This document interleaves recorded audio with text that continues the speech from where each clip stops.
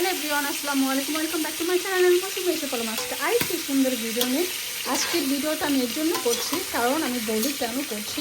সেটা হলো যে আমি এই যে পটলের তরকারি রান্না করছি। আজকে অনেক দিন পর আমার পটল খেতে ইচ্ছে করছিল, তাই বাঙালি দোকান থেকে পটল কিনে নিয়ে আসলাম।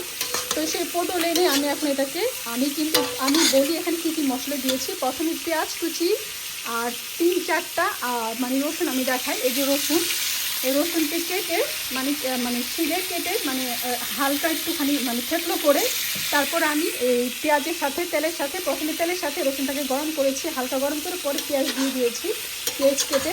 তারপর পেঁয়াজটাকে যখন ভাজা ভাজা হয়ে গেছে রসুন আর পেঁয়াজ, তখন আমি কী দিয়েছি জানেন মশলা। এখানে মশলা বলতে শুধু ধনিয়ার গুঁড়া দিয়েছি, হলুদের গুঁড়া দিয়েছি আর অল্প একটু চিলি পাউডার দিয়েছি, আর কিছুই দিইনি। যে এটা দিয়ে আর হলো যে আস্ত রসুন কেটে দিয়েছি, থেতলো করে দিয়েছি।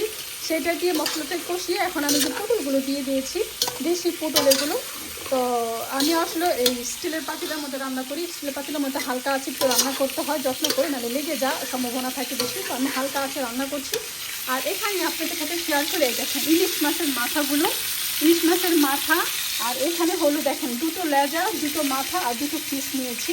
এইটা দিয়ে আজকে আমি তরকারিটা রান্না করব। এটা দিয়ে তরকারিটা রান্না করবো, কারণ আমি এই খুশিন দিয়ে উল্টাই দিচ্ছি, কারণ এটা দিয়ে যেহেতু মাছটা আমি একটু পরে তরকারিটি দিয়ে দেবো। আমি বেশি ভাজবো না, হালকা ভাজবো, হালকা ভেজে তারপর আমি দিয়ে দেবো মাছগুলো। ইলিশ মাছগুলো খুবই ভালো আজকে, কারণ ইলিশ মাছ তো ইলিশ মাছের তো কোনো তুলনাই হয় না। ইলিশ মাছ আপনি যেটা দিয়ে রান্না করবেন সেটা দিয়ে মজা, আর পটল দিয়ে তো মজা অবশ্যই। কারণ পটল দিয়ে কিন্তু চিংড়ি মাছ, ইলিশ মাছ দিয়ে রান্না করলে খুব ভালো লাগে, আর অন্য মাছ দিয়ে খেতেও ভালো লাগে।